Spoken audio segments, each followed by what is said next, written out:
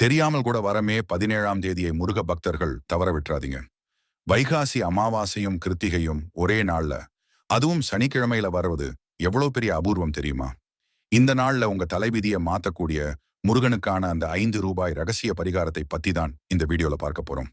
வர்ற மே 16ஆம் தேதி சனிக்கிழமை அன்னைக்கு முன்னோர்களோட வழிபாட்டுக்குரிய அமாவாசையும் வருது. செவ்வாய் கிரகத்தின் அதிபதியான முருகனுக்குரிய கிருத்திகை நட்சத்திரமும் வருது. கடன் தொல்லை, எதிரிகள் தொல்லை, தீராத பணக்கஷ்டத்தால் அவதிப்படுறவங்க இந்த நாளை மட்டும் மிஸ் பண்ணிடவே பண்ணாதீங்க. நீங்க செய்ய வேண்டியது எல்லாம் ஒண்ணே ஒன்றுதான். வெறும் ₹5க்கு பச்சை கற்பூரம் அல்லது ஏலக்காய் வாங்கிக்கோங்க. அன்னைக்கு சாயங்காலம் வீட்டில் இருக்கிற முருகர் படம் முன்னாடியோ அல்லது முருகன் கோயிலுக்கோ போயிட்டு இந்த ₹5 பொருளை வச்சு நெய் தீபம் ஏற்றி மனசார வழிபடுங்க.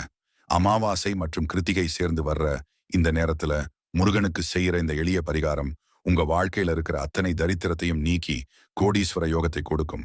இந்த தகவலை உங்க ஃப்ரெண்ட்ஸுக்கும் ஷேர் பண்ணுங்க. மறக்காம நம்ம முருகன் ஆராதனை சேனலை சப்ஸ்கிரைப் பண்ணிக்கோங்க.